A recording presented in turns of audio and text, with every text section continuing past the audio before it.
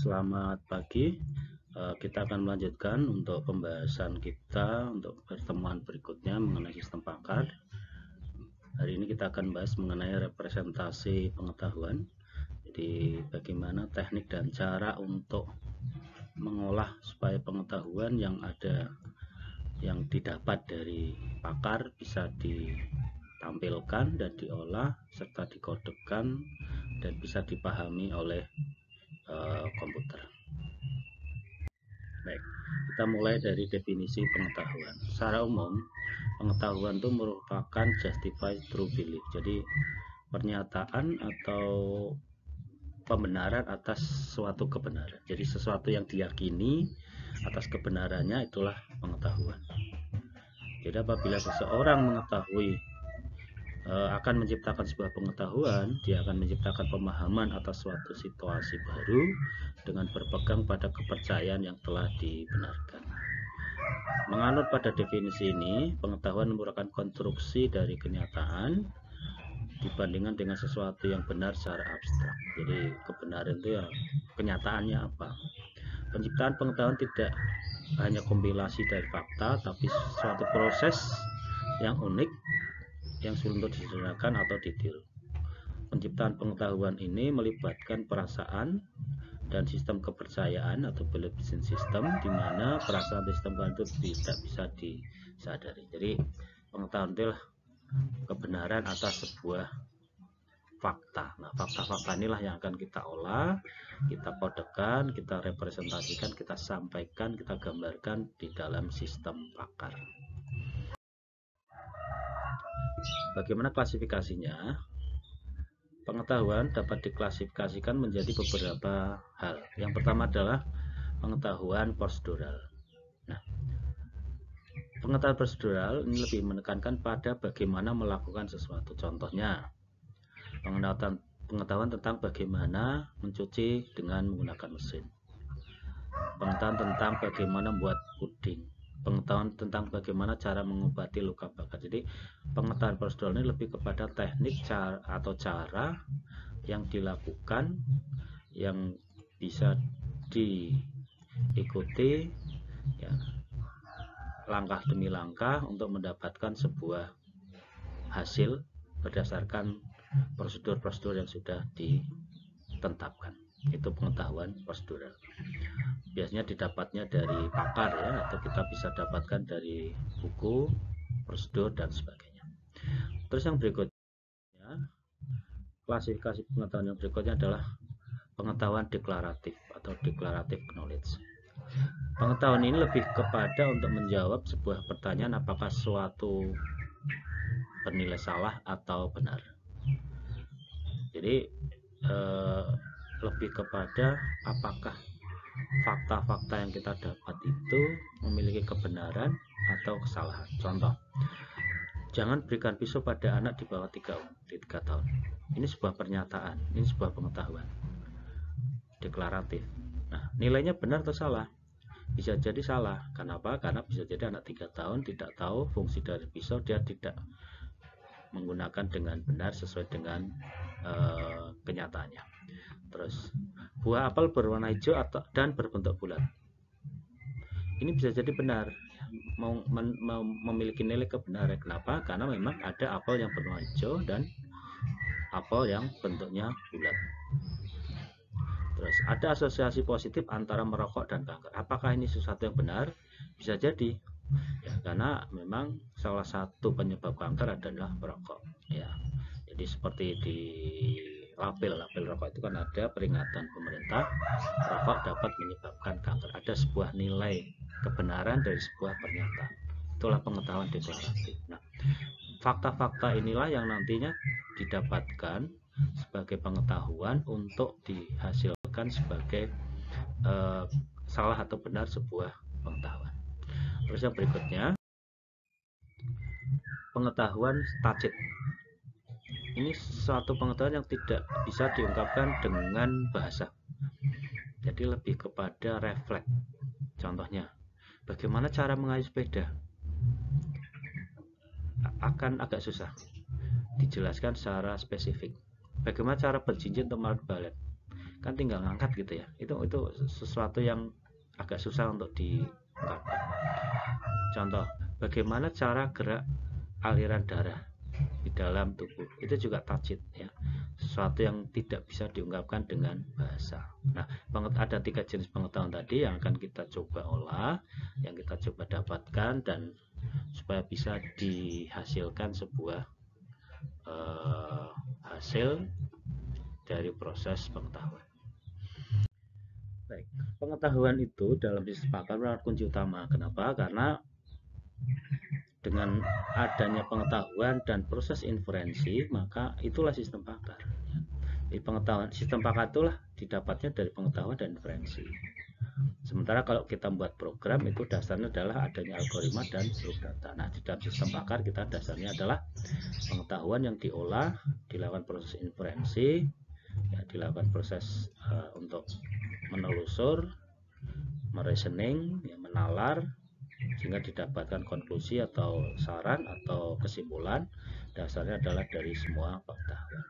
Jadi kunci utama dalam sistem pakar adalah bagaimana kita merepresentasikan dan menggambarkan pengetahuan. Baik, kita akan lanjutkan. Bagaimana cara memperoleh pengetahuan? Ada beberapa cara untuk mendapatkan pengetahuan dari pakar. Jadi pengetahuan ini kita dapatkan dari pakar atau bisa juga dari dari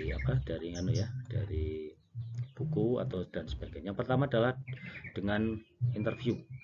Ya, jadi kita bertanya langsung, kita melakukan wawancara kepada pakar untuk mendapatkan pengetahuan yang dibutuhkan. Terus yang berikutnya melakukan proses pelacakan cara menalar. Jadi hasil wawancara tadi kita olah, kita susun menjadi sebuah proses untuk menalar, urutan-urutan untuk mendapatkan sebuah konklusi atau kesimpulan. Terus yang berikutnya dengan melakukan observasi. Jadi secara observasi kita bisa mendapatkan dari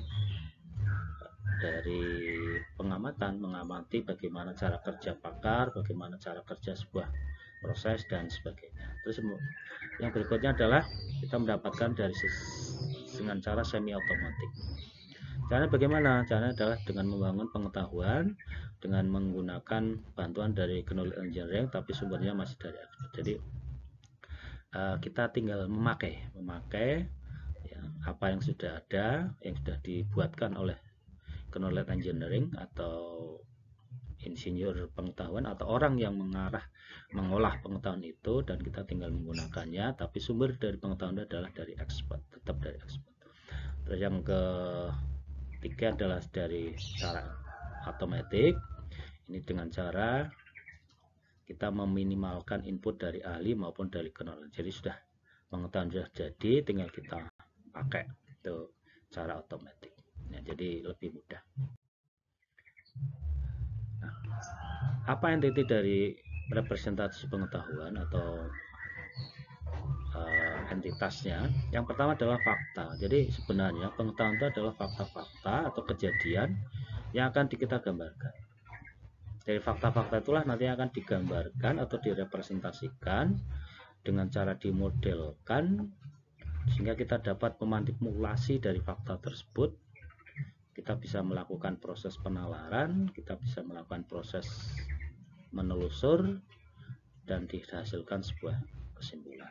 Jadi sebenarnya pengetahuan itu adalah fakta-fakta atau kejadian sebenarnya yang kita dapatkan dari pakar dan dari permasalahan yang dihadapi dalam sistem pakar yang dikembangkan. Bagaimana representasi yang baik? Yang pertama adalah dalam merepresentasikan pengetahuan harus mengemukakan secara eksplisit, jadi jelas, eksplisit, tidak bias. Terus masalah menjadi transparan, jadi terlihat sangat jelas permasalahannya, komplit dan efisien. Jadi fakta-fakta itu disajikan secara komplit dan efisien, tidak secara tidak asal menyampaikan tapi tidak bermakna.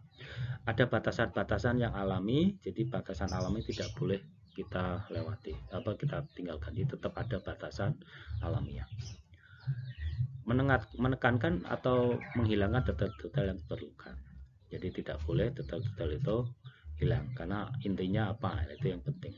Dapat dilakukan komputasi dan ada batasan atau constraint. Nah, ini sifat dari pengetahuan, karena pengetahuan itu nanti akan diolah menjadi sebuah proses fakta yang akan bisa dilakukan proses komputasi. Kategori representasi bagaimana? Jadi bagaimana kita sih merepresentasikan? Yang pertama adalah kita bisa merepresentasikan secara logika. Jadi dalam representasi logika ini kita merepresentasikan menggunakan ekspresi dalam logika formal untuk menggambarkan basis pengetahuan. Ini metodenya biasanya pakai logika ya.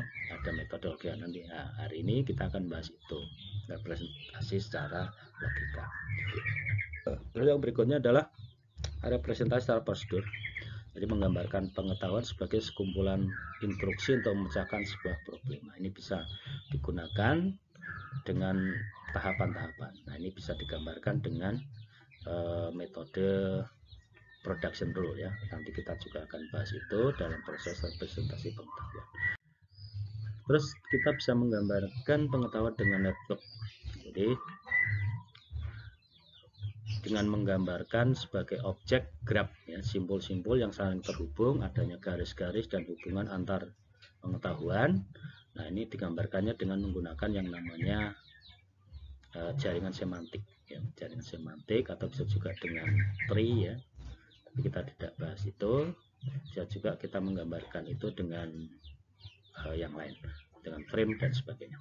Terus yang berikutnya adalah representasi terstruktur. Ini kita bisa memperluas network dengan cara membuat setiap simbol menjadi sebuah struktur data mengkompleks. Nah, ini dari jaringan semantiknya sudah kita buat, diturunkan ke dalam frame contohnya. Di terstruktur, urut-urutannya jelas dari yang simpel ke yang detail dari sebuah pengetahuan.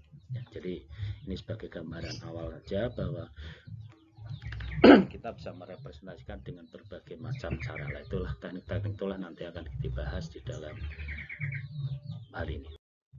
Nah, metode pengetahuan dalam sistem pakar ini apa sebenarnya representasinya? Jadi representasi ya metode tadi, metode yang digunakan untuk mengkodekan ya, pengetahuan itu dikodekan supaya bisa dipahami oleh atau bisa dilakukan komputasi oleh komputer dan bisa menjadi sebuah sistem pakar.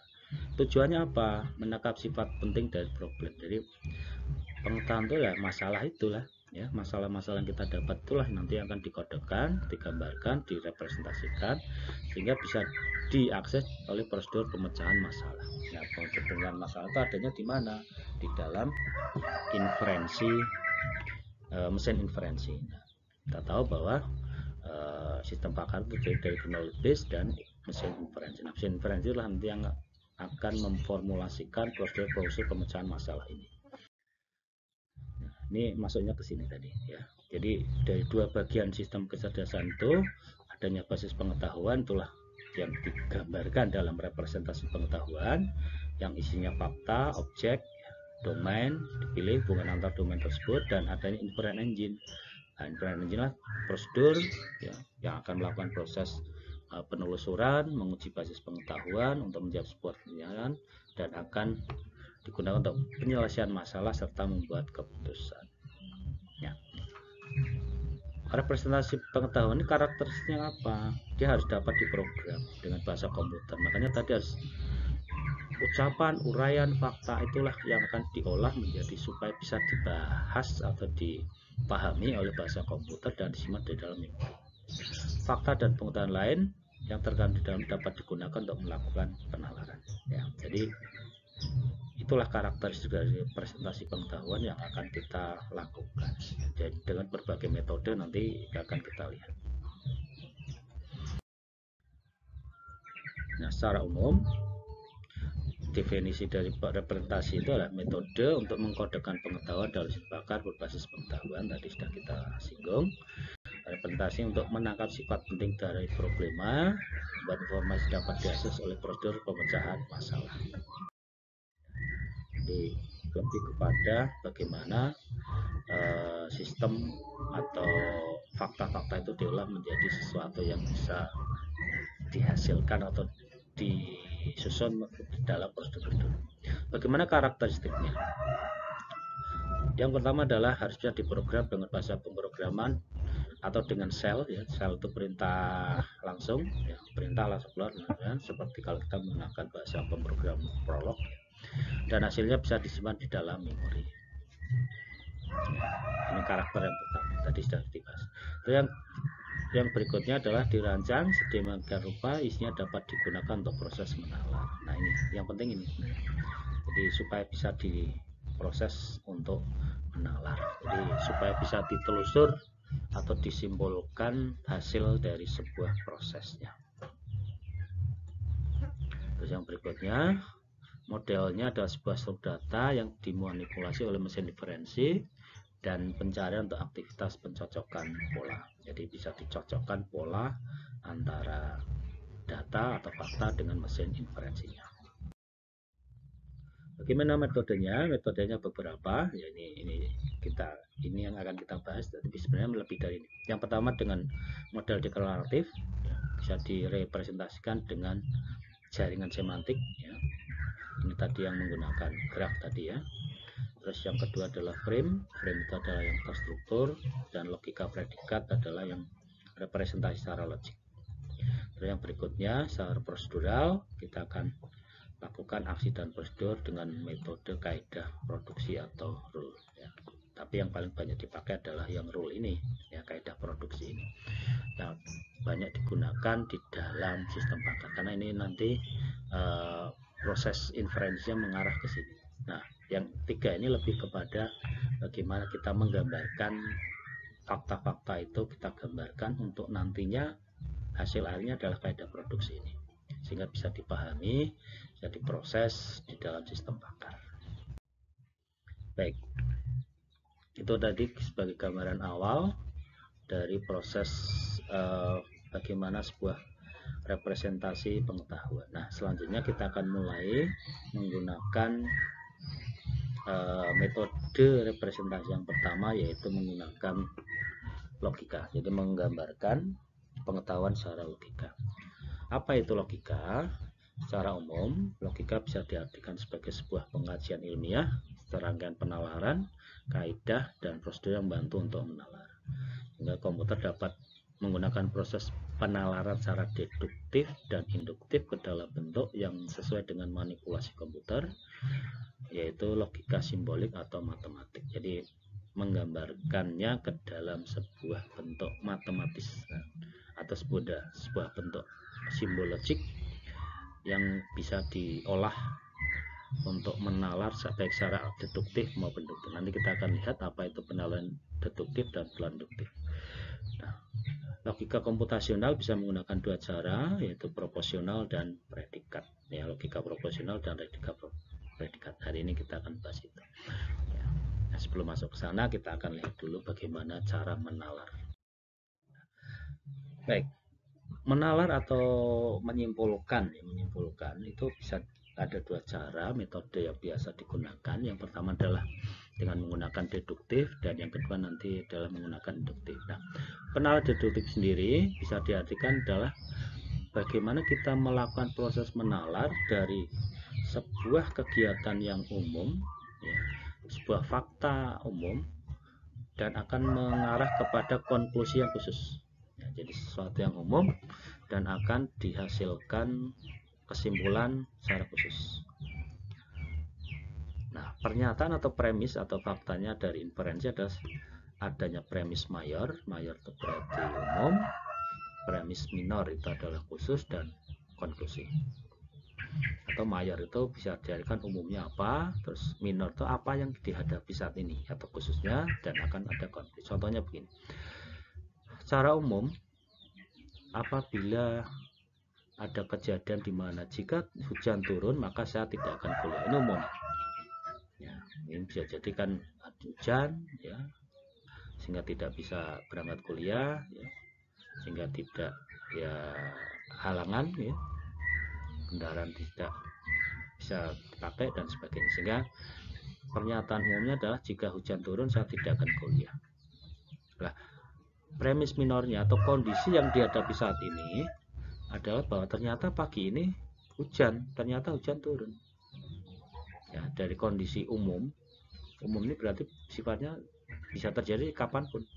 Nah, ternyata pagi ini hujan turun. Apa konklusi dari hal tersebut? Karena premis umumnya adalah hujan turun tidak kuliah, dan hari ini ternyata hujan, maka kesimpulannya ya saya tidak kuliah. Kenapa? Karena hari hujan. Jadi dari hal umum, ini umum,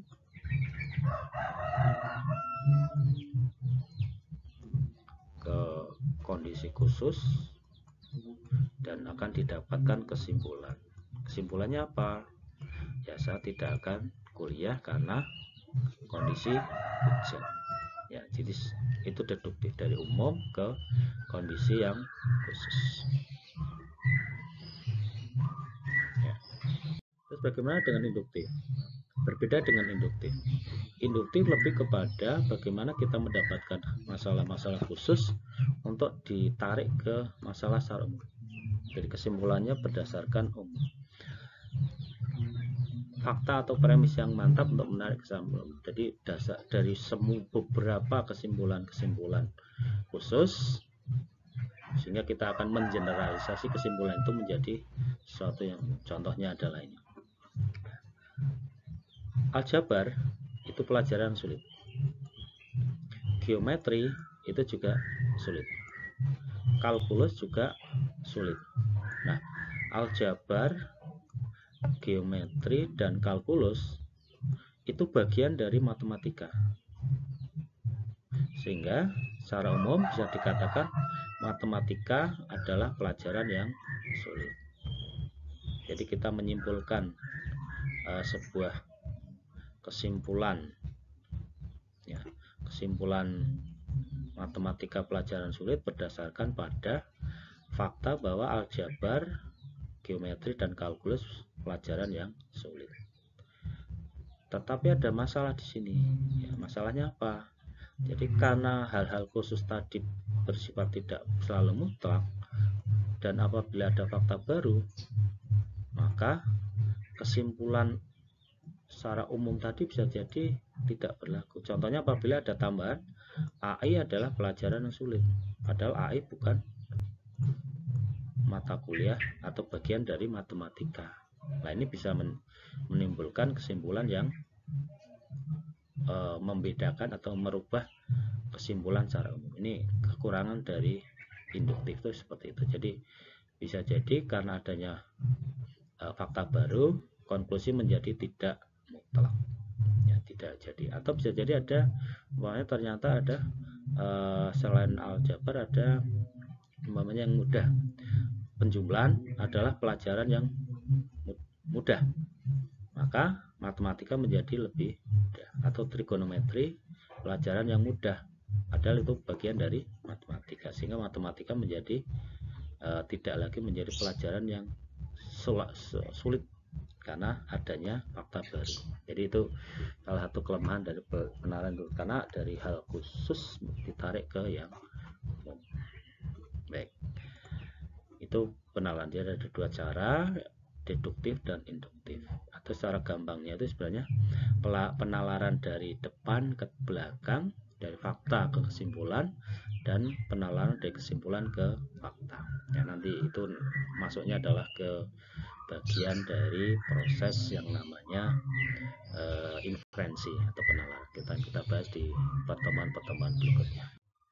Baik, kita akan lihat logika proporsional. Jadi merepresentasikan logika proporsional ini lebih kepada merupakan proposisi, ya, proposisi dari sebuah kenyataan atau pernyataan itu akan menyatakan benar atau salah. Jadi secara logika itu kan benar salah. Ya, proporsi atau statement atau pernyataan itu dilihat kebenaran dan kesalahannya, nilainya benar atau salah. Nah, beberapa operator yang digunakan adalah ada operator AND dan simbolnya adalah yang paling sering digunakan ya, capping atau titik, tapi kita nanti akan gunakan capping. Terus OR atau ya, simbolnya huruf P. Terus not, ini pembalikan ya, not atau bukan, simbolnya adalah ya pakai ini ya, nanti kita akan gunakan yang ini. Terus implikasi itu berarti jika ya, tadi jika hujan itu implikasi, jika maka itu implikasi. Terus yang berikutnya adalah diimplikasi jika dan hanya jika ya, simbolnya adalah pakai panah 2. Ini nanti yang akan digunakan di dalam logika proposisi ya, untuk melihat kebenaran suatu pernyataan atau statement itu bernilai benar atau salah. Kita bisa juga menggabungkan beberapa fakta untuk ditarik kesimpulan. Nah, logika proposisi itu mengarahnya adalah ke tabel kebenaran, jadi true false. Contohnya begini, apabila kita punya fakta A dan B ya, maka apabila kita melihat fakta A dan B ini, apabila ada pernyataan not A itu kan bukan A, maka nilainya adalah kebalikan dari true, menjadi false. Ini artinya not B. Gitu juga not B ya, ini not B ya, maka juga kebalikan dari B. Oh bukan, ini benar A ya, jadi benar A, not A ya, not A. Terus bagaimana kalau A dan B, A and B, A bernilai benar, B bernilai benar, maka nilainya akan menjadi true. Tapi kalau A bernilai true, B bernilai false, karena salah satunya bernilai false, maka A and B tidak memenuhi syarat kedua-dua benar, maka menjadi bernilai false. Berbeda dengan OR itu atau, karena salah satu bernilai benar, maka nilainya adalah true, meskipun yang lain adalah false atau salah. Ya.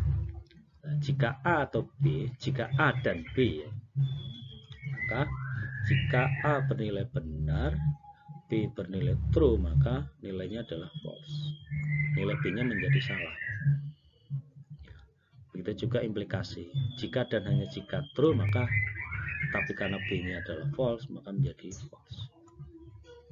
Nah, begitu seterusnya. Jadi ini sifat-sifat dari logika proposisi adalah lebih kepada kebenaran true atau false atau salah dalam sebuah pernyataan. Baik, dari hal tersebut maka kita bisa melakukan nanti yang namanya resolusi. Ini tahapan lain dari sebuah proses menalar ya, pembuktian atas sebuah kebenaran pernyataan. Resolusi ini digunakan untuk melakukan inferensi pada logika proposisi tadi, bernilai benar atau salah tadi. Resolusi adalah aturan yang melakukan inferensi yang dapat berjalan secara efisien dalam suatu bentuk yang namanya CNF. Bentuk CNF ini nanti akan kita olah ya, konjungtif normal form. Jadi dari pernyataan premis atau fakta-fakta itu dengan bernilai benar, salah dan sebagainya itu nanti akan kita ubah menjadi bentuk normal form untuk dilakukan proses pembuktian atas kebenaran. Itu yang namanya resolusi. Jadi resolusi itu lebih kepada bagaimana kita membuktikan kebenaran atas fakta-fakta yang ada. Aturan dalam CNF adalah sudah jelas bahwa ada tiga hal yang diatur di sini. Langkah-langkahnya adalah bagaimana kalau terjadi adanya implikasi dan ekuivalensi. Maka kalau terjadi implikasi, ini implikasi,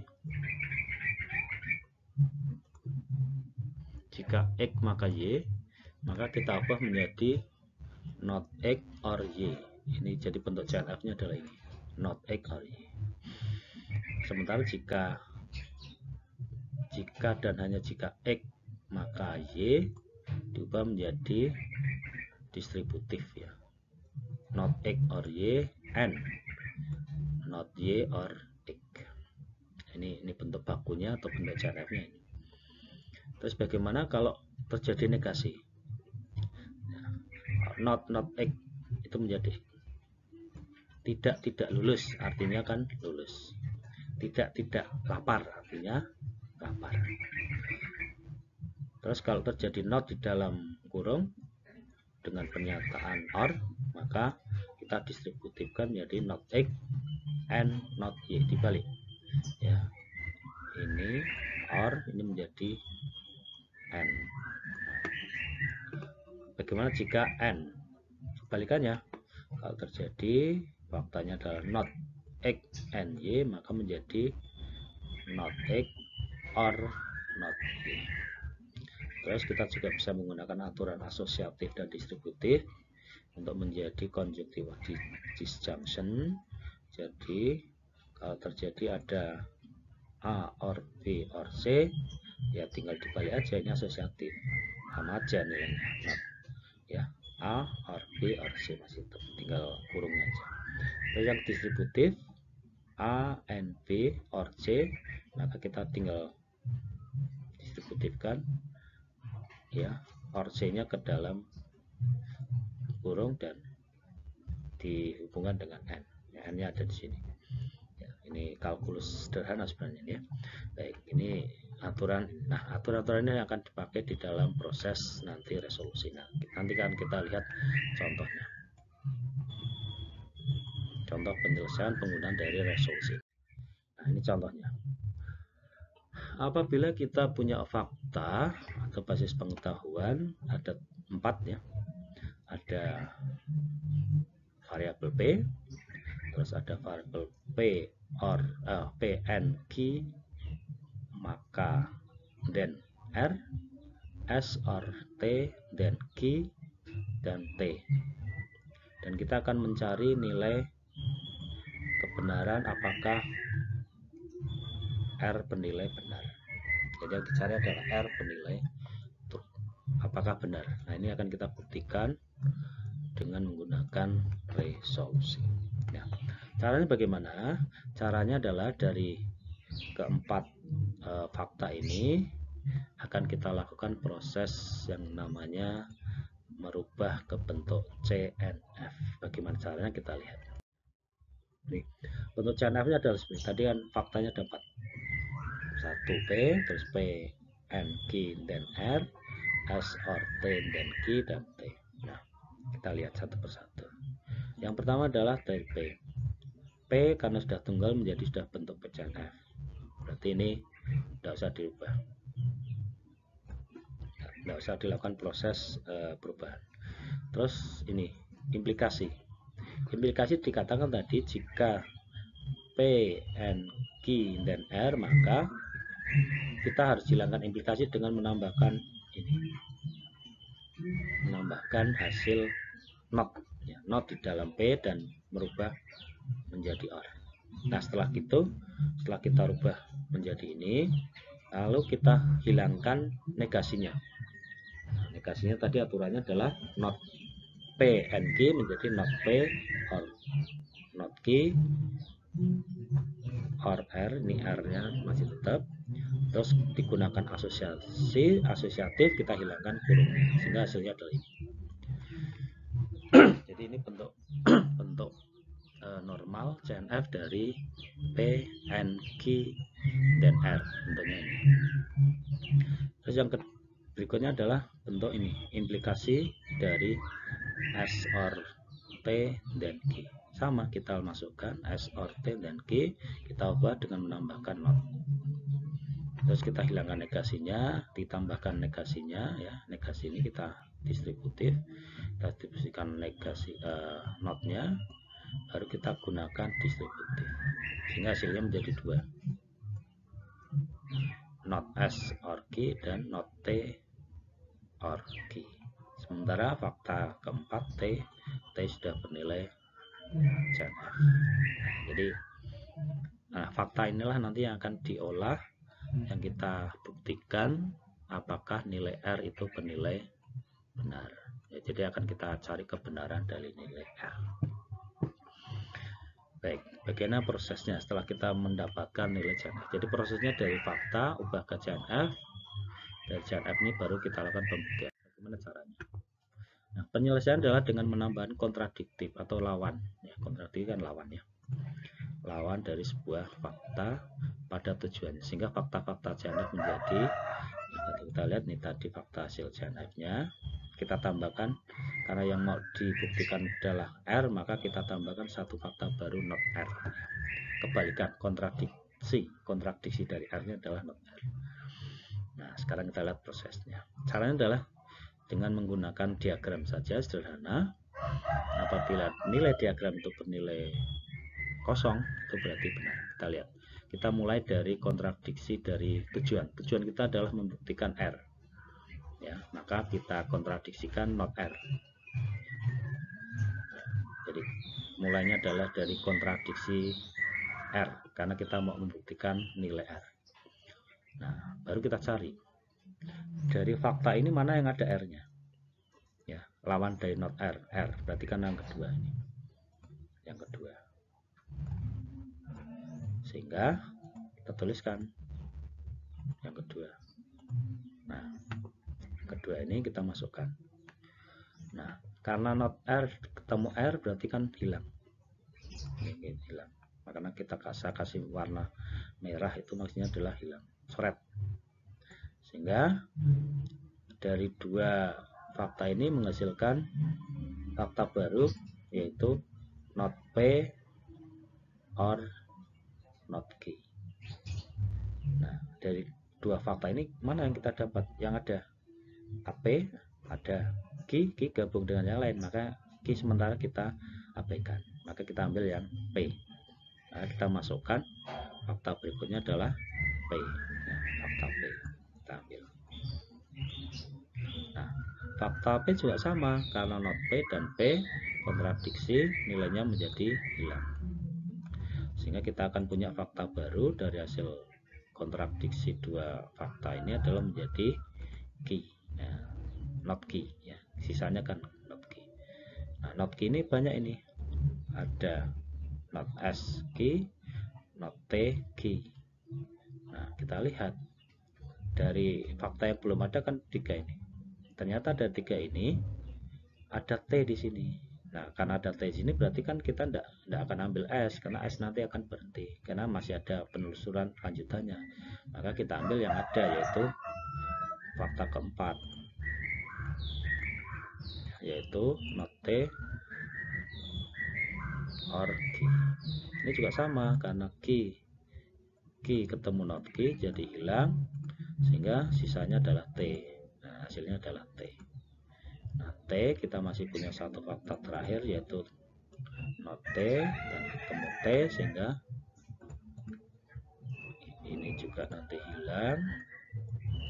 Nah, karena hilang semua menjadi kosong. Nah, apabila dihabis seperti ini berarti bisa diartikan bahwa nilai R bernilai benar, true ya. Inilah yang dinamakan resolusi. Jadi langkahnya mudah, bentuk CNF, terus lakukan dengan penulisan secara grafis sederhana seperti ini, dengan melakukan kontradiksi, nilai berlawanan hilang, nilai berlawanan hilang, sehingga ketemu. Nah, kalau di sini masih ada banyak S tadi ya, kalau kita gunakan di sini fakta S, mungkin di sini nilainya tidak habis. Ya, tidak habis berarti nilai R tidak bernilai benar, berarti nilai R salah. Nah, karena di sini kita habis ya, T dan T ketemu habis, tidak ada lagi fakta yang ada, nilainya kosong, berarti 0 ya, berarti nilai R bernilai benar atau true ya. Ini yang disebut dengan resolusi. Nah, bagaimana resolusi ini kalau ditampilkan dalam fakta-fakta premis atau fakta-fakta secara kalimat? Maaf, ada sedikit salah. Nah, jadi kita lanjut lagi. Jadi P tadi, ini anak yang cerdas. Ini P. Terus P N, Q, dan R. Jika Ani anak cerdas tipe N, ya, operator N, Ani anak rajin yang belajar, Q, maka Ani akan jadi juara kelas. Terus jika Ani makannya banyak, itu adalah S, atau ya, atau Ani istirahatnya cukup, T, maka Ani rajin belajar. Ani rajin belajar adalah Q. Terus Ani istirahatnya cukup. Ini fakta yang kita dapat. Terus dari hasil itu kita lakukan proses CNF-nya. Ini hasil CNF tadi ya. Hasil CNF tadi kalau kita uraikan menjadi Ani tidak cerdas, atau Ani tidak rajin belajar, atau Ani akan menjadi juara kelas. Fakta yang ketiga adalah Ani tidak makan banyak atau Ani rajin belajar, dan Ani tidak cukup istirahat atau Ani rajin belajar. Ini hasil dari proses CNF yang kita ubah.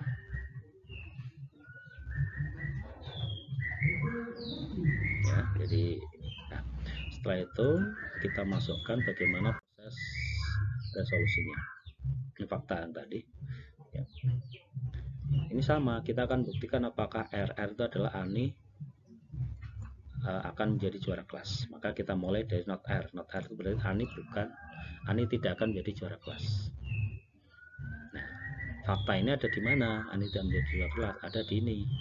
Ani tidak cerdas, atau Ani tidak rajin belajar, atau Ani akan menjadi juara kelas. Nah, karena ini sama, Ani tidak akan menjadi juara kelas, Ani menjadi juara kelas, maka menjadi hilang. Jadi Ani tidak cerdas atau Ani tidak rajin belajar. Nah, dari ini mana fakta yang lain? Fakta yang lain adalah Ani tidak cerdas, atau dari P ya. P yaitu Ani anak yang cerdas. Dan ini juga sama, ini kita ketemu kontradiksi, hilang, maka menjadi Ani tidak rajin belajar. Hasilnya adalah ini. Nah, Ani tidak rajin belajar ada di mana? Di K ya. K itu adanya di ini. Ani tidak rajin belajar, hilang, ada tinggal Ani tidak cukup istirahat. Ketemu Ani tidak cukup istirahat, itu adalah T. Karena ini ketemu kontradiksi, maka nilainya adalah 0, 0 atau bernilai benar, sehingga bisa diartikan bahwa Ani akan menjadi juara kelas ya, atau R bernilai true, benar. Nah, ini cara proses resolusi. Jadi kita bisa menggunakan variabel-variabel yang ada, atau kita olah sesuai dengan fakta ya, tinggal kalimatnya aja. Ini untuk memperjelas saja bahwa proses pembuktian di dalam resolusi itu seperti itu, dengan melakukan proses resolusi ya. Baik, itu ya, saya kira berkaitan dengan resolusi demikian. Kita lanjutkan yang berikutnya. Nah, selain logika proporsional, dengan logik tadi ada logika predikat. Nah, kalau logika predikat ini lebih ke bagaimana kita membentuk atau menyederhanakan sebuah fakta atau premis ya, atau pernyataan atau statement menjadi lebih mudah. Jadi secara umum logika predikat ini lebih kepada ini, argumen atau objek, dan predikat atau keterangan. Jadi merubah kalimat-kalimat tadi menjadi argumen dan objek. Objek itu apa? Objek itu adalah individu atau objek yang membuat keterangan, dan keterangan atau predikat adalah yang menggunakan argumen. Kita lihat contohnya. Ini lebih simpel sebenarnya. Jadi di dalam logika predikat, format atau bentuknya adalah ini. Predikat ya di depan, baru di belakangnya adalah objek. Ya, kalau ada dua objek ya dua, tiga dan seterusnya. Objek satu, objek dua, dan seterusnya. Contohnya, ada pernyataan proposisi mobil berada dalam garasi. Maka kita artikan mana yang menjadi objek. Objek adalah mobil. Objek. Terus keterangannya apa?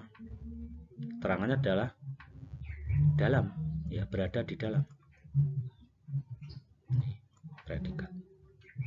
Dan ada keterangan lanjutan yaitu garasi atau objek. Maka kita bisa nyatakan dalam format logika predikat ini, predikat individu objek satu objek dua, maka predikat ya, predikatnya adalah dalam, terus objek pertama adalah mobil, objek kedua adalah garasi. Jadi pernyataan atau tampilan logika predikat bisa diartikan mobil di dalam garasi.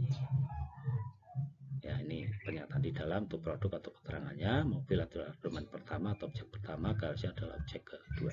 Jadi bentuknya sederhana, lebih mudah, lebih pendek, dan lebih gampang untuk dilihat. Itu adalah logika predikat. Nah, ini ada berbagai macam variasi dari logika predikat. Kita akan lihat contoh lainnya. Rojali suka Juleha. Ya, ini adalah objek, ini adalah objek, ini adalah sukanya adalah predikat. Ya, sehingga menjadi predikat, Rojali objek, Juleha objek. Gampang.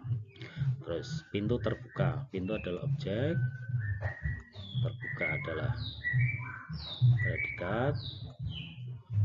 Ya, sehingga buka atau terbuka pintu, gampang.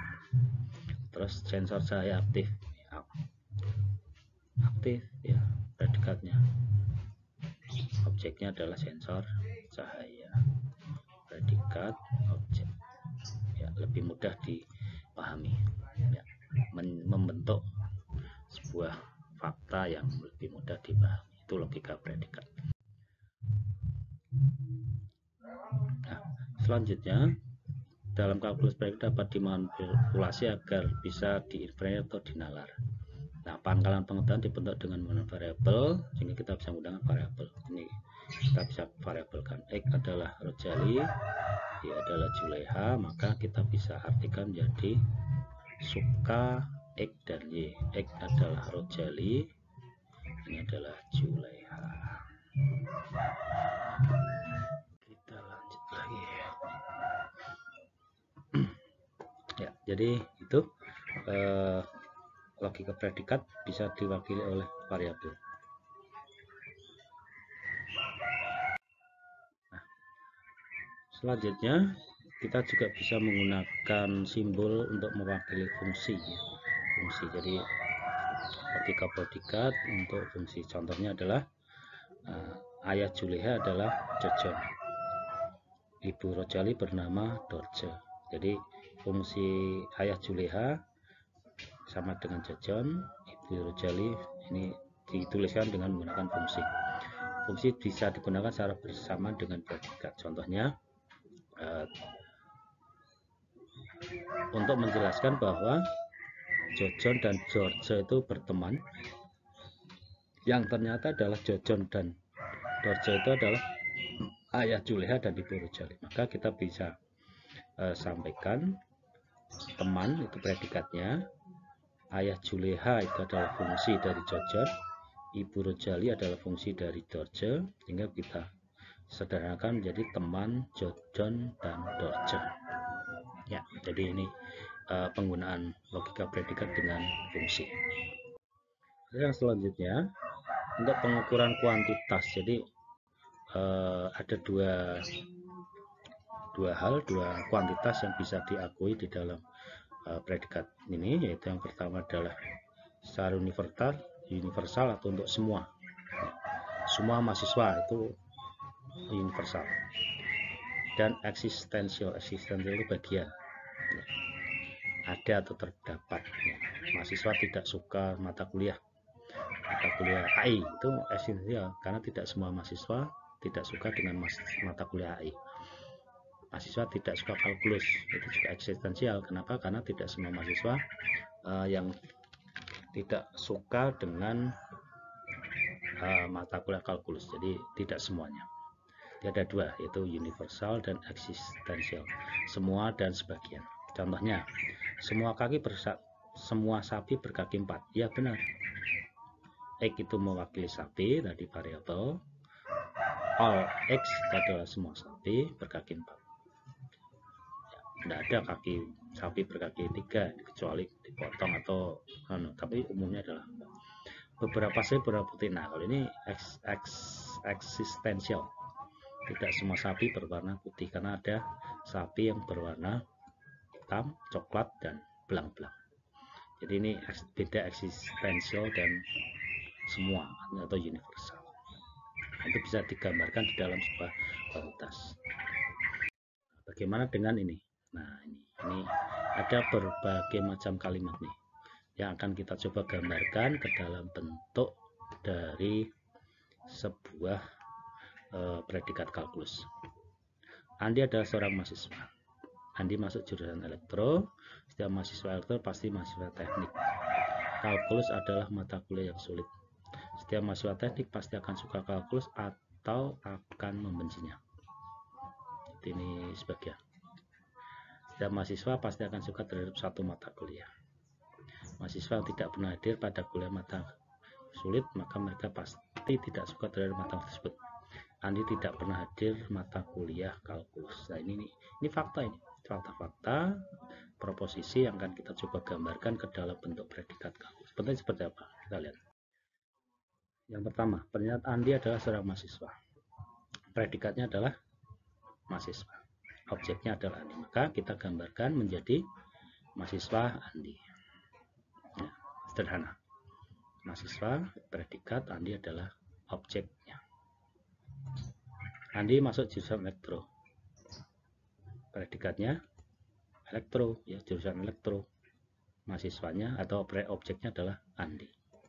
Terus kalkulus adalah mata kuliah sulit. Sulit adalah predikatnya, kalkulus adalah objeknya. Setiap mahasiswa teknik pasti akan suka kalkulus atau akan membencinya. Berarti ada dua kondisi. Objeknya adalah mahasiswa. Maka mahasiswa teknik, X adalah teknik, X adalah mahasiswa, ya, mahasiswa teknik suka kalkulus atau membencinya. Kita bisa gambarkan dengan jika. Terus yang tadi lewat tadi ini, ya, setiap mahasiswa elektro pasti mahasiswa teknik, ya, semua.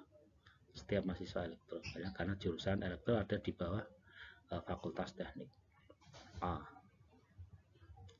X adalah elektro, mahasiswa elektro ada di teknik. Ini cara penggambarannya. Terus kita lihat, setiap mahasiswa pasti akan suka terhadap suatu mata kuliah. Setiap mahasiswa, berarti pakai A, ya. Tapi mata kuliahnya satu, ya, ada suatu. Berarti ada tidak semua mata kuliah disukai, maka kita gunakan E, eksponensial. Mahasiswa yang tidak pernah hadir pada kuliah sulit, mereka tidak suka, ya. Semua mahasiswa yang tidak hadir pada semua mata kuliah tidak hadir, ya, pasti dia tidak suka. Ini adalah sulit. Ya. Dan terakhir adalah Andi tidak pernah hadir mata kuliah kalkulus, ya. Andi kalkulus tidak hadir. Nah, ini contoh penggunaan logika predikat kalkulus. Nah, ini bisa digunakan untuk menalar apakah Andi suka mata kuliah kalkulus. Kita bisa gunakan penalaran syarat dari belakang fakta. Kita balik, Andi tidak suka kalkulus. Ya, kenapa bisa dibuktikan tidak suka? Karena Andi adalah seorang mahasiswa dan kalkulus adalah mata kuliah sulit, dan Andi tidak hadir pada mata kuliah kalkulus. Karena dia tidak hadir, maka dia tidak suka. Ya, berarti Andi tidak suka, bukan Andi suka. Andi tidak suka mata kuliah kalkulus karena Andi tidak hadir di dalam mata kuliah kalkulus. Ya, ini contoh penalaran dengan menggunakan logika predikat kalkulus. Itu saja yang bisa kita sampaikan di dalam pertemuan hari ini. Nah, selanjutnya ada beberapa tugas, nanti coba dibuat, ya, dengan menggunakan konsepsi atau pernyataan atau model predikat kalkulus, ya. Ini tugas pertama, dan tugas keduanya adalah nanti coba lakukan proses resolusi dari 3 fakta berbeda ini, ya. Jadi lakukan 3 permasalahan resolusi ini untuk mendapatkan pembuktian dari 3 hal ini, ya. Saya kira itu yang bisa saya sampaikan di perkuliahan hari ini, ya. Tugas nanti akan saya tuliskan di laman tugas, jadi bisa dibuat. Nah, nanti kita lihat di pembahasan minggu berikutnya.